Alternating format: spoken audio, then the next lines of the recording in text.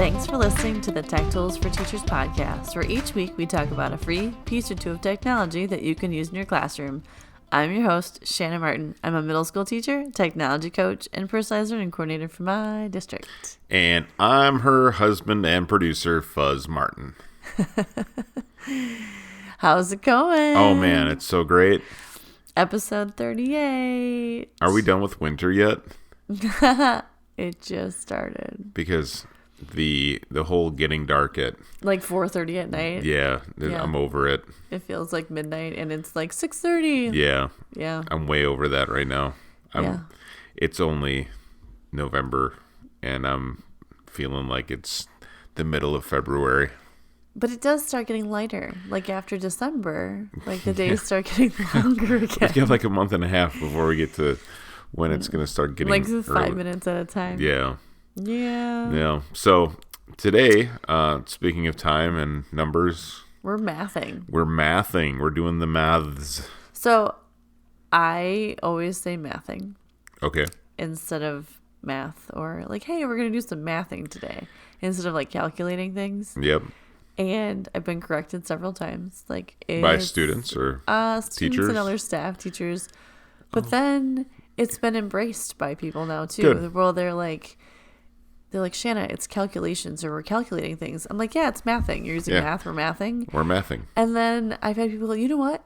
I'm totally using that now. Yeah. Because sometimes you don't need to be so formal. Calculating sounds very formal. No, it's like adulting, but with numbers. Right. We're mathing.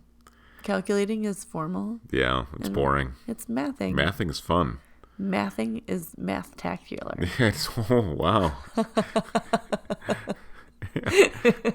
I'm going to create my own dictionary. Thank you, General Mathis. It's mathazing.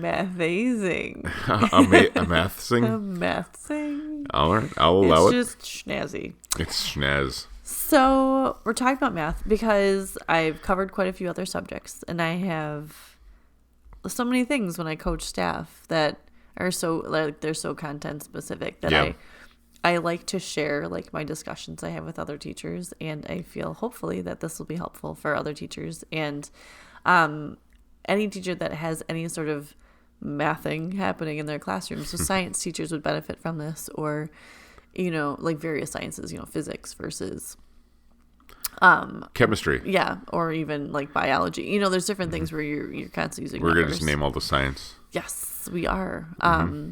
And so even in my like robotics class, we use math. So I feel while the students sometimes like say, when will I use math? I can't, like, you will use math forever. So just use your math skills. Exactly.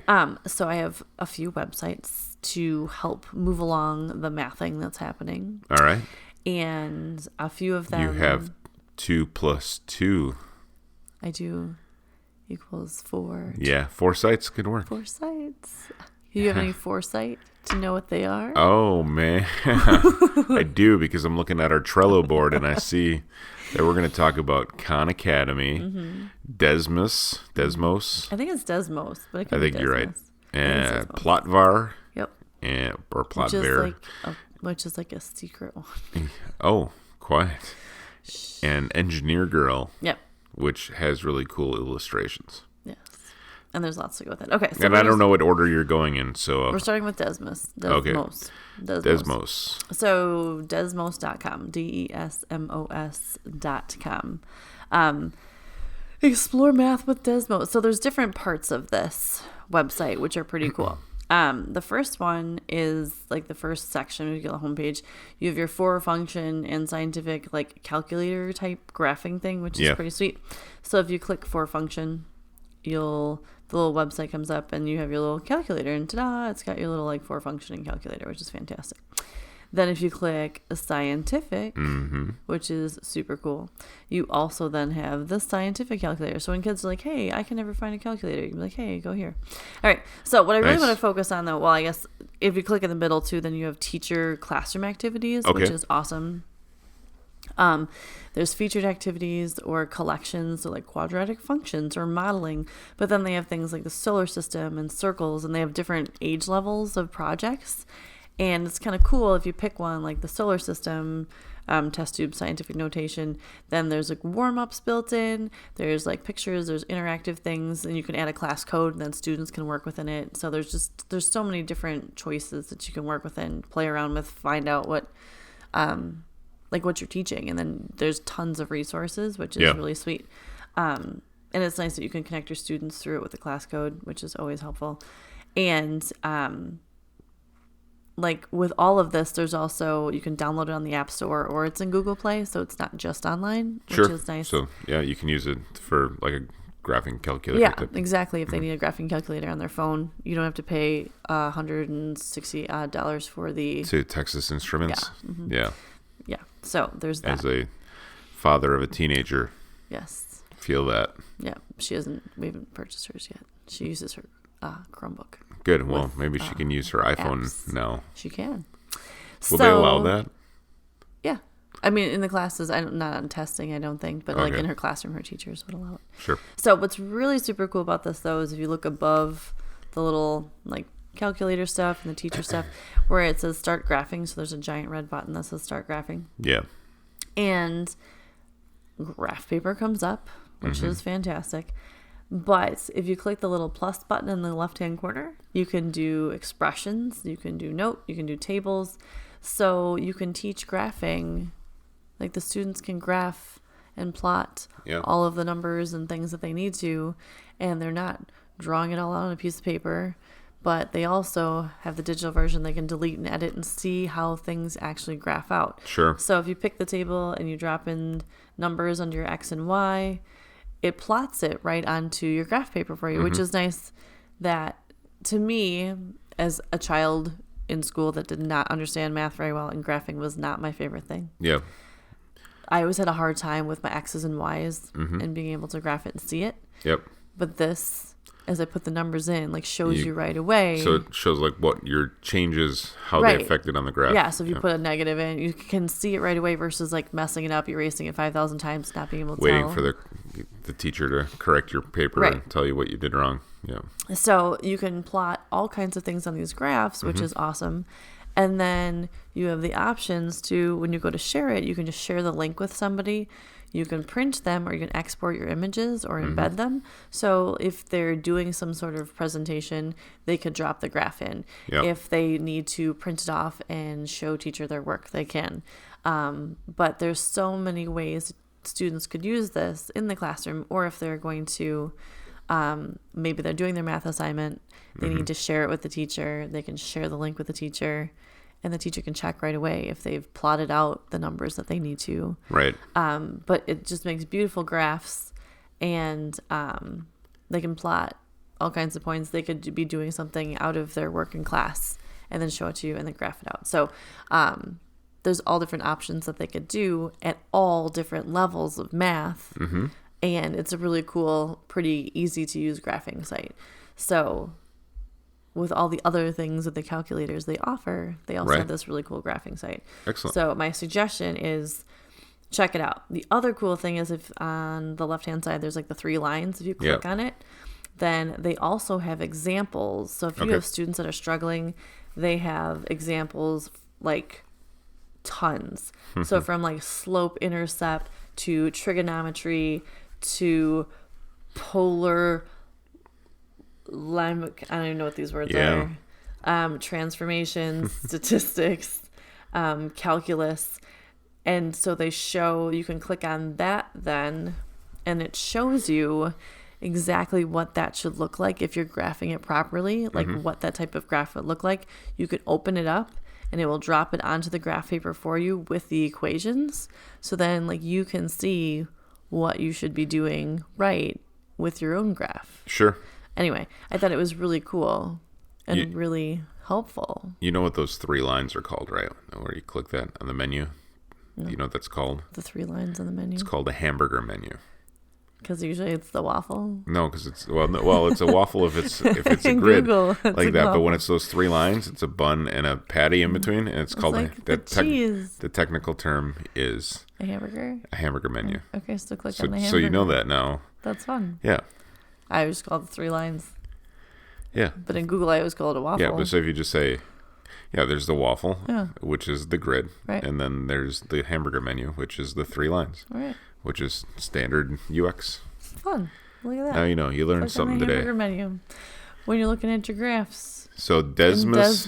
Desmos. Desmos.com. DESMOS. Yeah. .com. Very cool. Check it out. There's classroom activities, but as a math teacher or a science teacher, like just so many things to offer that I think are very user friendly. Because I know math isn't always where there's a lot of digital tools. Yep. So Are you going to talk about the cool thing about this site that I haven't been talking about yet? No, go ahead. The staff picks the creative art where you can learn how to how to graph Peppa Pig or Groot or a snow globe. I was skipping over that just because there's Winnie the Pooh. You can learn how to graph Danny DeVito. Yes. Yeah, if you scroll down, Pokemon. so as I'm going through all these tools, if you scroll a little bit further down on the page, Yes. a little further, they even have the NASA logo in there. They've got SpongeBob's house. They have Stitch from Lilo and Stitch, the Up Lilo. characters. Oh my gosh, we're back to that again. Lilo and Stitch. Yes. Apparently say it wrong. They have a Jeep. So anyway, that's they teach you how to graph cool you pictures too, which is a fun way to teach Rick your from kiddos Rick and stuff. Morty. Nice. There you go. It's gonna get me into You're gonna be graphing. Holy cow! And they're just a ton of. Wow, that's actually really cool. When you click into the images, it shows you all of the equations. So to graph Rick from Rick and Morty, there's 93 different equations that you need to use, and you can see when you delete one, the line that it deletes. It's really cool. Right. Same with Princess Peach. Yeah. You can you can dress up. So Princess Desmos.com. Peach. Spend some time with it. Yeah. Show it to your fun. kids. It's a very cool site. All right. So our next site is Plotvar. I don't know. It's Plotvar. I think it's PLOTVAR. So yeah. Yeah. So it may be like variable. Plotvar. But it looks like it's Plotvar. It does. PLOTVAR. But if it was VAR by itself, it'd be VAR. Now, what's interesting about this site is there's a lot of ads and stuff. Kind of don't click the actual start now. So they keep having ads between the graphing things. Yeah, yep. Which to me drives me nuts. But I get it. It's Little a free shade, site. yeah. But across the top, it's hard. It's just kind of hard. It's not super user friendly, but it's kind of just very cool and straightforward when you get to it. When you get to what you need, yeah. So across the top, you'll see home, line graphs, bar graphs, pie charts. I'm gonna talk today. Live graph samples. Okay, so you pick one, like bar graph. Click on bar graph. Done. Okay. Now, if you look below the weird green Start Now button, it says chart title, y-axis, x values, series name, and then you type in your values. So, type in your information. Sure. Give your numbers. So, you already need your numbers ahead of time. Then you click the Create button. Okay. And boom. Boom. There's a bar graph. And it's already made, and it's super pretty, and it's just it's there. It's done. Yeah. Oh, yeah. Look at that. So it's it. There's just put your numbers in. Here's a graph. Put your numbers in. Here's a line graph. Yeah. It's very super straightforward. And then very teeny tiny in the right hand corner, you can see print the chart or export as a vector. And you print or save it as a PDF or whatever you want to do. And then you can drop these charts into a presentation, into a lab. So I've been working with one of our science teachers, and we've been doing some graphing, but she wants very straightforward, simple graphs for the students to put into their lab reports for her. Right. So what she does is this works really well on her iPads in her classroom. Okay. So she pulls it up, they type in their numbers, they hit what they need to, and then they create their graph, and the graphs are put right into their lab reports. Sure, yeah. And they're ready to go. There's not a lot of frills. There's not a lot of anything, but it makes beautiful graphs right away. Yep. And if you're charting out numbers and just practicing, this would be a great way to get some visuals when you're practicing with graphing. Sure.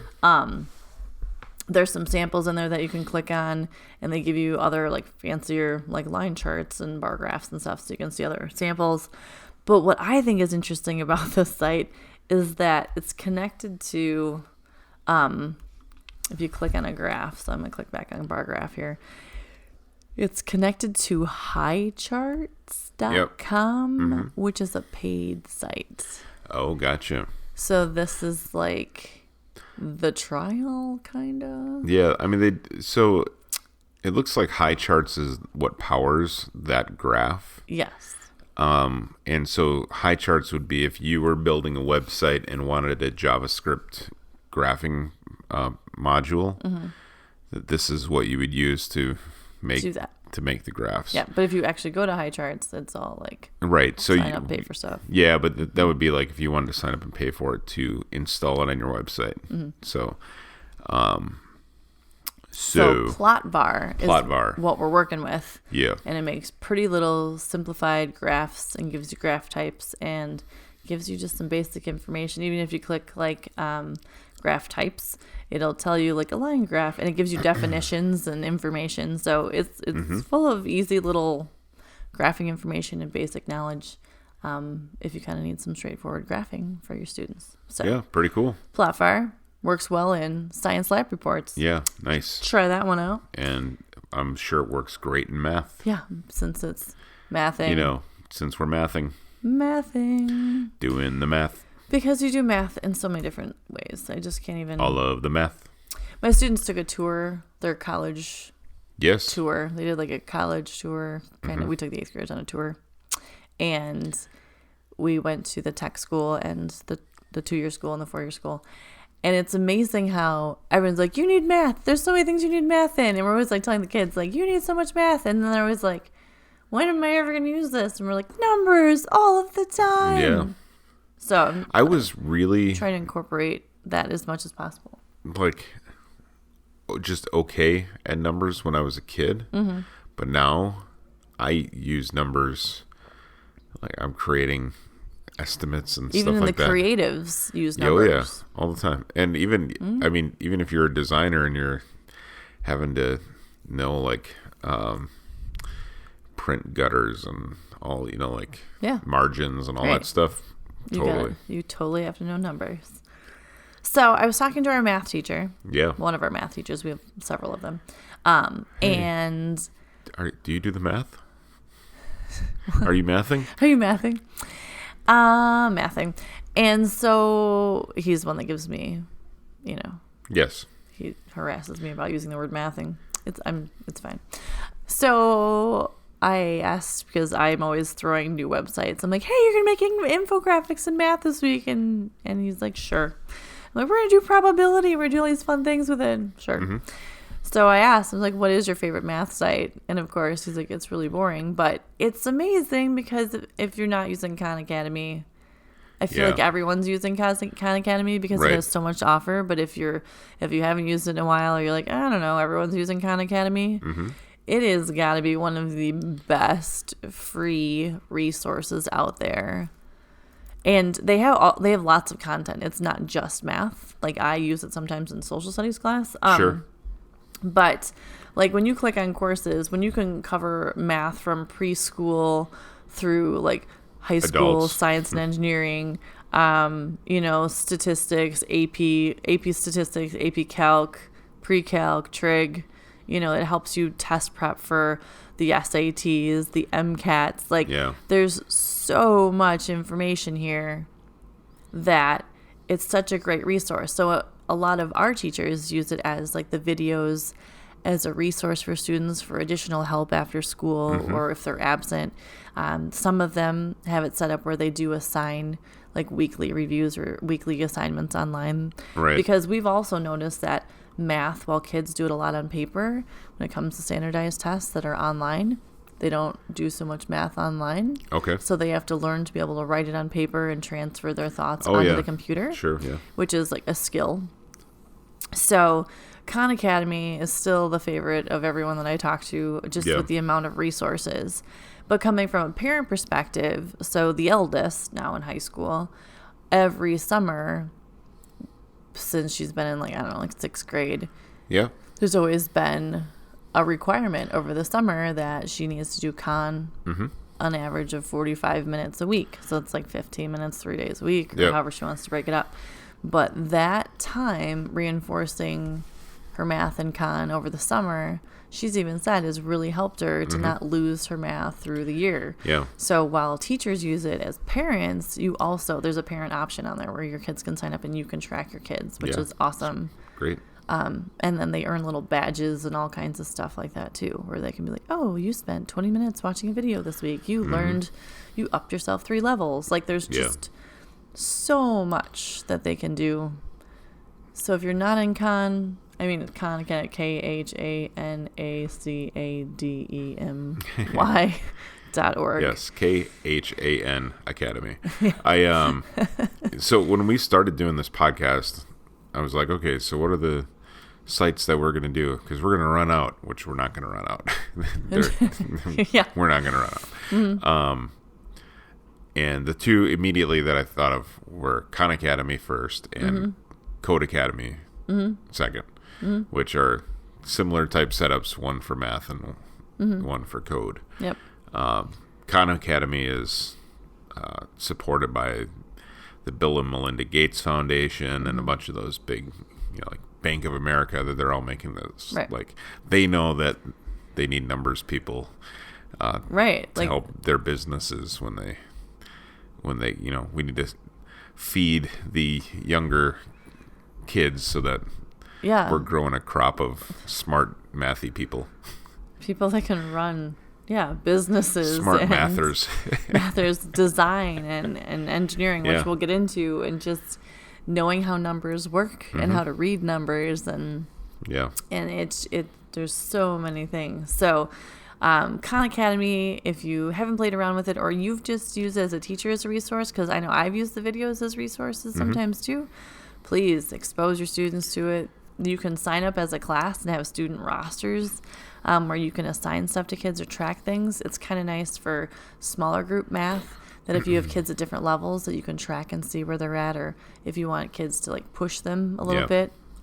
So Khan Academy, if you're not using it, definitely use it. Check it out.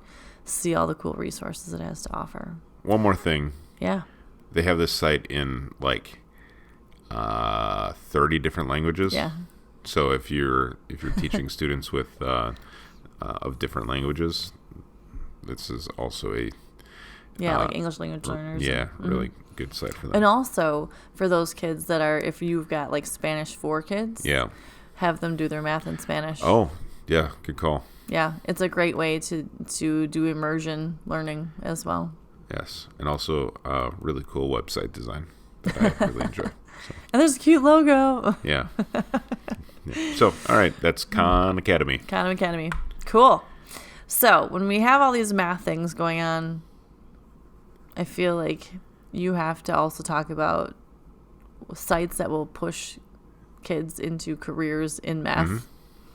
So, engineergirl.org. Yeah. It's one of my favorite sites. I come back to it, I feel like every 3 months. And there's always new stuff, so then I get excited about it again. But engineergirl.org is a site, obviously, to push girls into engineering. But what's cool about it is if you go into it, so there's engineers, so you click on the first tab, engineers, it says like, I'm an engineer. And if you go there, it will talk about women engineers. There's filters, and there's actual women who are actually engineers, and it gives their story, and they explain like how they got into it. Yeah. They have a day in the life of a woman engineer. They have historical engineers. And then what's cool is they have an Ask an Engineer spot where you can actually enter in like questions and watch videos and learn things about women in engineering. What's also cool is you can go under what they do. And to me, engineering careers, like understanding like it's not just bridges. I feel like people always think civil engineering. Yeah, that's what they always think. But like aerospace engineering, biomedical engineering, industrial engineering, environmental engineering, like they have all the different categories of engineering, which is amazing because I feel like everyone is like doesn't think beyond like the 4 that they always hear about. But once you click on the specific career, then it breaks down even further, gives you an overview, gives you resources like Q&A, examples, like just so much information And in the last tab, it's how they get there. So you click prepare for college. It literally tells you, click on high school classes. It tells you what classes would be suggested to sign up for in high school if you're interested in a career along these lines. And then we're in math. We're mathing this week. There's the question that says, why take math? Oh. And then they tell you all the reasons why math is important when it comes to your future. And you click on that. And then it gives you a whole breakdown with a video explaining these are all the reasons. Yeah. You need to take algebra, geometry, trig, calculus. These are the tools that are going to help you. Mm-hmm. So it's just a really great resource if you're having girls explore engineering. I think I've talked about it before a little bit. I've mentioned it because the site, it changes and it's always adding more information. Yeah. And if you're focusing on science and engineering and math and all the STEM careers, it's definitely a girl-friendly website. And it doesn't look so straightforward, you have to do this. Yeah. It's more inviting that. It's also not girly though. Agreed. It's not yes. It's not it's not offensive when you're saying that. It's definitely it's colorful and it's more inviting than just being straightforward, just listing off information to people. But it's not insulting no. Yeah. There's rocket ships and flowers, clouds and technology and atoms and stuff. But it's cool. It's really nice design and looks easy to follow along and click on that. So do students come here and just read up and kind of? Well, there's a few different ways. One of our science teachers, she sets up the kids with a project where they get to choose any scientist in the world and then do a project about them and investigate and research them and learn more about that. So some of the girls come here to research that. Yeah. So the actual people. We also do a lot of careers research. As the 8th graders are moving forward into high school, what classes to take for their future. So we do a lot of talking about investigating careers, and we send them off and we give them certain resources, and this is one of them to investigate careers. So it can be for career purposes. It can be learning specific things about engineering and about people and scientists. So it's a great resource for a lot of different avenues for students to kind of learn about engineering and science and math. Sure. Which is nice. And again, very user-friendly and just tons of information that's easy to get to. It's not pages and pages. It's very user-friendly, which is cool. So yeah, that's excellent. I think it's a great resource. So check out engineergirl.org if you have not. By the way, if you have some potential female engineering students, there is a writing contest. And it has elementary school, so 3 to 5, grades 3 to 5, middle school and high school. And the contest is open as of when we are doing this podcast through February 1st, 2020. So November through February. Yeah, and first place winner gets $500, second place $250, and third place $100 for each of the categories. So cool. And it gives you all the breakdowns of... and they give you a synopsis. So tell a story about a person learning to live on a new world while traveling through space. And then each age group has a little different submission requirements. So very cool. Which is pretty neat. So yeah, check it out. Engineergirl.org. Yeah. Expose your students to it. Love it. It's great. It's super useful. So mathing, we've mathed today.